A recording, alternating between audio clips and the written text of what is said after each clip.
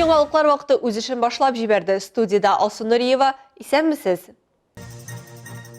Студентлар хезмәт фитнесы белән шөгыльләнә. Мин бу акциядә катнашмыйча калырга булмадым. Дистанцион рәвештә больничный ачы булуы хакмы? Шунда ук 7 көнгә эшкә яраксызлык турында белешмәдә биреләчәк. Эшмәкәрләр өчен мөмкинлекләр киңәя.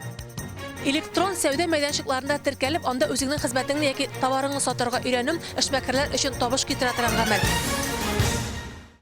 Кар ява тора, аның нәтиҗәләре белән көрәш дәвам итә. Алдан хәбәр иткәнебезчә, район башкарма комитеты җитәкчесе Айнур Исхаков барлык хезмәтләргә дә шәһәр урамнары күп фатирлы йортларның ишек алларыннан җыелган кар көртләрен төяп махсус полигонга чыгарга йөкләмә биргән иде.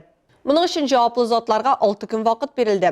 Бүген күп кенә ишек аллары иркенәеп калды, әмма эш бетте диешле түгел әле. 8 февраль киченә әзер булган мәгълүматлар буенча Әлмәт автомобиль юллары идарәсе коллективы гына да 2600 кубометрдан артык кар төяп түккән. Юлларда 46 берәмлек техника эшләгән. Идарәче компанияләр көче белән 105 ишек алды кардан чистартылган. 20 берәмлек техника ярдәмендә 2500 кубометр кар полигонга озатылган. Коммуналь хезмәтләргә калабыз студентлар да кушылды. Атна башыннан бирле махсус урта һәм югары уку йорты яшьләре хезмәт фитнесы белән шөгыльләнә. Бу акциягә Фәрит Яруллин исемендәге музыка көллияте студентлары да кушылды. Берәүләр барабан кагып көч бирә торды, икенчеләре исә көрәк белән коралланып, кар көртләренә каршы көрәшә торды. Ритмны яхшы тоя торган булачак музыкантларга башкача булмый да. Дәрестә утырып оешкан аяк-кулларны яздыру мөмкинлегеннән яшьләр рәхәтләнеп файдаланды. Мин кар чистартырга бик нык яратам. Авылга кайткачында әтиләр белән җыелышып кар чистартабыз. Бу музейда без һәр вакытта үзебезнең чыгышларыбызны ясыйбыз. Шуңа күрә мин бу акциядә катнашмыйча калырга булмадым. Яшьләр чәендә калабызда булган инициативаны эләктереп алып үстерергә генә торалар. Өстәвенә күршеләргә ярдәм итү саваплы гамәл булуын аңлыйлар. Юл аша гына урнашкан Әлмәт төбәкне өйрәнү музеенда аларга еш булырга туры килә. Шуңа күрә көрәк күтәреп кая барасыларын үзләре хәл иткән. У нас очень много приезжает с других городов, и нам было не очень приятно. Безгә калабыз халкыннан тыш кунаклар да күп килә. Дөресен генә әйткәндә, кар өемнәре өелеп торганга алар алдында яхшы да түгел инде. Бүген менә шулай итеп күмәк эшләп аттылар егет-кызлар. Аларга зур рәхмәт әйтәсем килә. Города, за что мы очень-очень всем благодарны. Кунак ашы кара каршы дигәндәй, музей хезмәткәрләре дә коры рәхмәт белән генә калмады. Булачак хезмәттәшләрен борынгы самавар чәе белән сыйлап җибәрделәр. Ил төкерсә, күл була, күмәк көчтән эш курка. Әлмәт музыка көллияте студентлары тиз арада музей территориясен чистартып, ялт иттереп куйдылар. Хәзер махсус техника ярдәмендә әлеге карны төяп, шәһәрдән читкә чыгарасы гына кала. Радифа Нугманова, Марат Халиуллин, яңалыклар вакыты, Луч Әлмәт телекомпаниясе. Татарстан коронавирус белән авыручылар саны буенча антирекорд куя. Узган тәүлектә республикада 1725 яңа авыру очрагы теркәлгән. Бер көнлек 1514 инфекцияле кеше турында хәбәр ителгән иде. Региональ оператив штаб мәгълүматларына караганда, тәүлек эчендә 432 татарстанлы хастаханәгә салынган. Республикада авыруларның гомуми саны 60489-га җиткән. Барлыгы 42581 пациент сәламәтләнгән. Шул исәптән 927-се соңгы тәүлек эчендә. 10 февральгә COVID-19дан барлыгы 1640 татарстанлы үлгән. Шул исәптән 2-се соңгы көндә. Авыруларның соңгы вакытта күбәюе сәбәпле хәзер больничныйны хезмәткәрнең эшкә яраксызлык турындагы белешмәсен дистанцион рәвештә ачып була. Тулырак Алса Амирова сюжетында.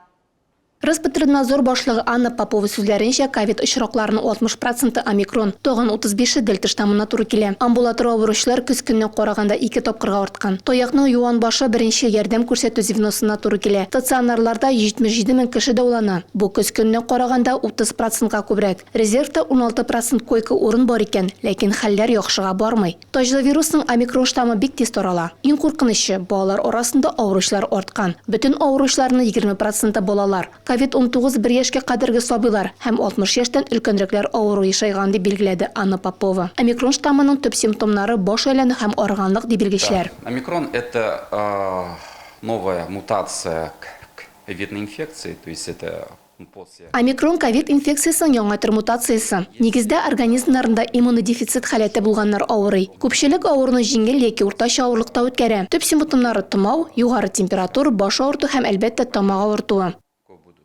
Сырхауханәләргә мөрәҗәгать итүчеләр күп. Табибны өйгә дә чакыртып була, ләкин ул температура 38-дән югары булганнарга гына килә. Беренчел симптомнарны сизү белән кешеләргә хәзер больничный ачу өчен дистанцион консультация үтәргә мөмкин. Бу Россия хөкүмәте карары нигезендә башкарыла. Моның өчен 122 телефоны буенча бердәм телефон номерына яисә сырхаухана телефонына шалтыратырга кирәк.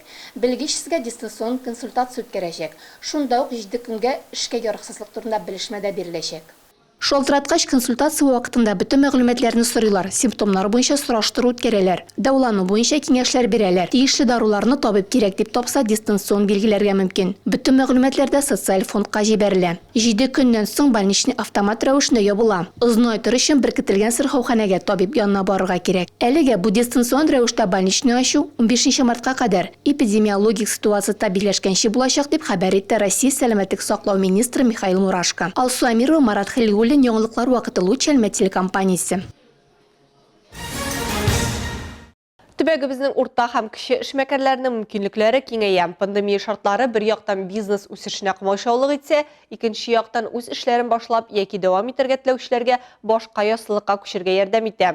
Ул да булса электрон сәүдә мәйданчыклары. Әлмәтнең Кванториум балалар технопаркында узган очрашуында шул хакта сүз барды. Рәдифә Нугманова дәвам итә.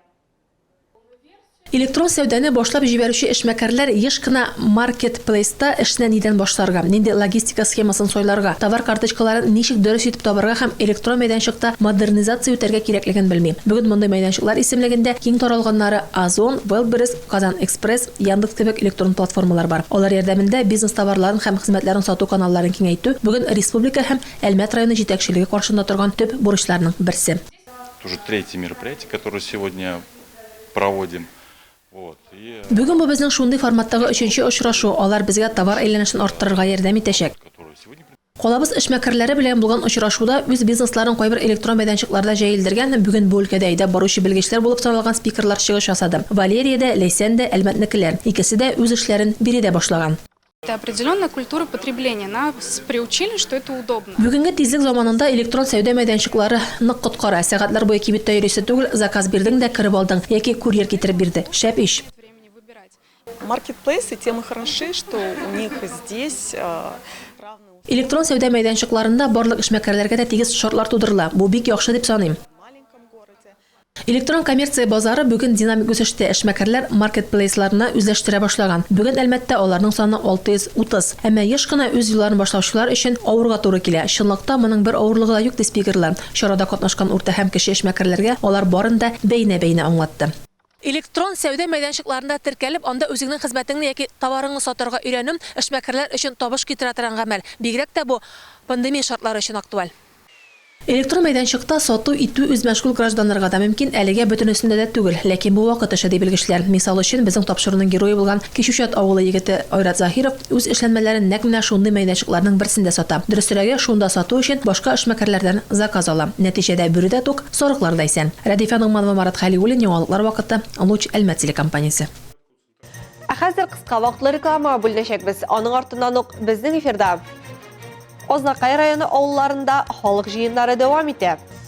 Ел дәврендә килеп чыгып тора, тегендәй проблема, мондый проблема. Менә шуңа күрә инде бергә киңәшләшеп, шушы халык белән бергә эшләргә кирәк. Якташыбыз иҗаты белән хузурланырга тагын бер мөмкинлек. Среди наших земляков есть такие вот необычные жители. Ялларда узачак мөһим спорт чаралары. Можно просто, не знаю, хоть не пешком пройти дистанцию, главное участвовать в этом массовом забеге. Реклама тиз узачак, безнең белән калыгыз. 2022 елда Татарстан Республикасында кеше хукуклары буенча вәкаләтле вәкилнең дәүләт органнары җитәкчеләре белән берлектә гражданнарны бердәм кабул итү практикасы дәвам итә. 15 февральдә шундый очрашу Казан шәһәрендә 14 сәгатьтән 16 сәгатькә кадәр узачак. Республиканың муниципаль районнарында яшәүчеләрнең дә үз сорауларын бирергә мөмкинлекләре булачак. Моның өчен 843 236 41 80 номеры аша алдан язылырга мөмкин. Яки инде 15 февраль көнне Татарстан Республикасында кеше хукуклары буенча вәкаләтле вәкил аппаратына Казан шәһәре Карл Маркс урамы 61-нче йорт адресы буенча килү кирәк. Гыйнвар һәм февраль айларында Ознакай районы авылларында халык җыеннары уздырыла. Аның чираттагысы Урсай авылы җирлегендә булды. Утырышта еллык эшләнгән эшләргә йомгак ясалып, алга яңа планнар билгеләнде. Махсус хәбәрчебез Илмира Шәрифуллина туларак. Урсай районының иң олы авылларының берсе санала. Биредә урта мәктәп, балалар бакчасы, фельдшер-акушерлык пункты, авыл советы идарәсе, сату нокталары, мәдәният йорты тулы көченә эшләп килә. Урсай авыл җирлегенә 2 авыл, Урсай һәм Мөслим авыллары керә. Биредә барысы 416 йорт исәпләнә. Аларда 798 кеше яши. Утырышта шулай ук район сырхауханәсенең баш табибы Илдар Шихапов, спорт идарәсе начальнигы Рафис Минниханов, шәһәр прокуроры Рим Сунгатуллин, мәдәният идарәсе җитәкчесе Шәрәфиева, шулай ук пенсия фондыннан, социаль яклау бүлегеннән, урманчылык хуҗалыгыннан, ветеринария бүлегеннән һәм башка оешмалардан вәкилләр катнашты. Алар барысы да халыкны борчыган сорауларга җавап бирделәр. Халык алдында еллык башкарылган эшләр хакында авыл җирлеге башлыгы Зиләрә Рәхимҗанова чыгыш ясады. Бүгенге авыл җыелышында җирлекнең 2021 елгы эшчәнлегенә йомгак ясыйбыз һәм мин үземнең чыгышымда башкарылган эшләргә нәтиҗә ясарга һәм Урсай авылы җирлеге үсешендә төп проблемаларны ачыкларга, киләсе 2022 елга бурычларыбызны билгеләп үтәргә тырышырмын. Чарада катнашучыларны сәламләп, район башлыгы Марсель Шайдуллин узган елда район буенча башкарылган эшләргә тукталды. Алга куелган планнар белән таныштырды. Урсайлыларны актив һәм бердәм булырга чакырды. Ел дәврендә килеп чыгып тора, тегендәй проблема, мондый проблема. Менә шуңа күрә инде бергә киңәшләшеп, яшушы халык белән бергә эшләргә кирәк. Алга таба авылның алдынгы үрнәк шәхесләренә дипломнар һәм бүләкләр тапшырылды. Авыл үзешчәннәре башкаруындагы концерт программасы һәр кемнең күңеленә хуш килде. Илмира Шәрифуллина, Рөстәм Акбаров, Яңалыклар вакыты, Луч, Әлмәт телекомпаниясе. Сандугач Сойрар Илем балалар һәм яшүсмерләр иҗаты региональ фестиваленең 25-нче юбилей сезоны үз эшен дәвам итә. Татнефть хәйрия фондының рухият программасы нефть төбәге талантларын кабат бер сәхнәдә җыйды. Нәфис уку номинациясында катнашучыларның чыгышлары инде артта калды. Аларны вокалчы балалар һәм яшүсмерләр алыштырды. Алар Солнечный ял базасында көч сынашты. Бирегә сайлап алу турын үткән башкаручылар җыелды. Биредә төрле яшь категорияләрендә катнашучылар эстрада һәм халык җырларын башкарды. Жюри әгъзалары конкурсантларның җитди әзерлекләрен ассызыклады. Татарстанның атказанган артисты Айдар Сөләйманов сүзләренчә, катнашучыларның хәтта 1 ел эчендә булган уңай үзгәрешләр дә сизелеп тора. Сандугач Сойрар Илем һәр сәләтле бала өчен иң әһәмиятле һәм дәрәҗәле бәйгеләрнең берсе. Монда үзләрен сынап карап җиңүчеләр исемлегенә кергән балалар арасында бүген инде танылган сәхнә йолдызлары булып үсеп чыкканнар шактый. Ышарга теләк бар. Әлмәт картиналар галереясында рәссам Андрей Максютинның күргәзмәсе әнә шулай атыла. Шулай итеп, шәһәр халкы кунаклары һәм сәнгать сөючеләргә якташыбыз иҗаты белән хузурланырга тагын бер мөмкинлек ачылды. Күргәзмәдәге һәр рәсемнең үз сюжет линиясе, тарихы бар, ләкин алар күргәзмәгә килгән кешенең фикере белән туры килмәскә дә мөмкин дигән фикердә Андрей Максютин. Рәссам иҗади фантазиягә дә урын бирә. Почему танкист? Танкист это солдат. Нигә танкист? Танкист ул солдат. Ә хәзер кызларның проблемалары билгеле. Алар ир-атларда стабильлек күрмиләр. Менә мондагы кыз танкист белән таныша. Бу картинада егетнең бер көтте күрсәтелә, ләкин егеткә эш буенча китәргә туры килгән һәм шуннан соң ул югалган. В данном случае танкист. Андрей Максютин үзен Әлмәт рәссамы дип әйтә. Ул гомере буе нефтьчеләр куласында яшәгән, монда туган, Миңнебай газ эшкәртү заводында эшләгән. 2004 елдан бері Татарстан рәссамнар берлеге әгъзасы. Картина галереясында ачылган күргәзмәсендә аның 46 эше тәкъдим ителә. Сегодня будет моя... Бу минем шәхси күргәзмәм, шуларның чиратагысы. Монда иҗатының башыннан алып бөтен диярлек эшләр җыелган һәм соңгы эшләрдән дә кайберләре бар. Почти что с самого начала. Күргәзмәгә килгән рәсем яратучыларның да Андрей Максютин эшләренә карата үз фикере. Нравится очень. Мне очень нравится цветовая гамма в основном. Вот среди наших земляков есть такие вот необычные жители с таким такой необычной вообще необычным взглядом на мир. Андрей Максютинның рәсем сәнгате һәм графика әсәрләре яшерен символикага бай. Алар эчтәлеге буенча күп катлаулы һәм тамашачының фантазиясын көчәйтергә мәҗбүр итә. Күргәзмә ел ахырына кадәр эшләячәк. Алсу Амирова, Милена Валеева, Рафаэль Сафин, Яңалыклар вакыты, Луч, Әлмәт телекомпаниясе. Россия чаңгы юллары 2022 бөтен Россия масса күләм ярышлары кысаларында балалар һәм яшүсмерләр иҗаты үзәгенең чаңгы ярышлары секциясе чаңгычы көне район конкурсы үткәрде. Катнашучылар белән безнең төшерү төркеме дә аралашып кайтты. Төрле яшьтәге яшь яңгышлар стартка үзләренең нәрсәгә өйрәнүләрен, осталыкларын күрсәтергә, шул ук вакытта бер-берсе белән яхшы кәеф белән бүлешергә чыктылар. Спорт белән шөгыльләнү һәм саф һавада йөрү сәламәтлеккә уңай йогынты ясый, ә чаңгы спорты аларның икесен дә берләштерә. Чего люди занимаются лыжами? Чтобы ноги были и руки натренированы. И чтобы быть здоровым. Әлбәттә, чаңгы спорты бик кирәкле юнәлеш. Любовь Тютюгина һәм Анатолий Семенов җитәкчелегендәге балалар һәм яшүсмерләр иҗаты үзәгенең бу секциясендә 100-гә якын бала шөгыльләнә. Тренерлар һәм чаңгычларның ата-аналары яхшы шартлар өчен Ринат Нугайбеков җитәкчелегендәге чаңгы спорты федерациясенә рәхмәтле. Сейчас нас поддерживает Федерация лыжного спорта города Альметьевска, которая обеспечивает нас инвентарем, полностью экипировкой лыжной, финансированием поездок на сборы, на соревнования. Үзәктән ерак түгел чаңгы трассасы әзерләнгән. Анда ике төрле стильдә йөрү өчен чаңгы юлы бар. Монда аның белән ел әйләнәсе шөгыльләнәләр. Җәй көне чаңгы роллерлар, ясалма өслекле трамплиннар кулланалар. Гомуми физик әзерлеккә зур игътибар бирәләр. Я люблю все на лыжах. Спортом заниматься в зале, бегать на лыжах. Мы летом на лыжи роллерах занимались. А зимой?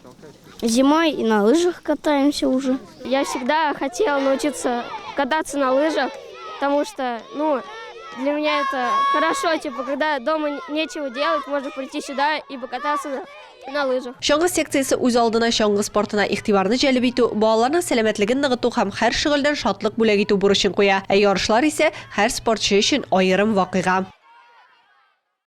2022 елның 12 февралендә илебезнең барлык шәһәрләрендә Россия чаңгы юллары 2022 традицион масса күләм ярышлары кысаларында спорт чаралары планлаштырылган. Әлбәттә, бу вакыйга беренче тапкыр Экстрим парк территориясендә узачак. Анда 2000 метр озынлыкта махсус трасса әзерләнәчәк. Әлмәт шәһәре чаңгы спорты федерациясеннән призлар уйнату зур бәйрәм бүләге булачак. Ярышларда паспорт һәм уйнату вакытында шәхси булган очракта 14 яшьтән алып теләге булган һәркем катнаша ала. Шул ук көнне 11:30-да масса күләм йөгерү планлаштырылган. Йөгерештә катнашучыларның барысы өчен дә кыр кухнясы һәм туклану нукталары, шулай ук концерт һәм күңел ачу программасы каралган. Бу хакта район башлыгы Тимур Нагуманов та туры эфир вакытында хәбәр итте һәм барлык катнашырга теләүчеләрне спорт бәйрәменә чакырып калды. Приветствуется любая форма. Катнашуның тәсән инде рәвеше хуплана. Бу коллектив гаилә шәхси тәртиптә. Шуңа беренче булу мәҗбүри түгел. Дистанцияны җыяу да үтәргә мөмкин. Иң мөһиме бу масса күләм йөгерештә катнашу. Можно просто, не знаю, хоть не пешком пройти дистанцию, главное участвовать в этом массовом забеге. Бу сезгә җиткерәсе соңгы мәгълүматыбыз иде. Мин Алсу Нуриева һәм монтаж операторы Динара Гайнутдинова сезнең белән саубуллашабыз. Киләсе очрашларга кадәр.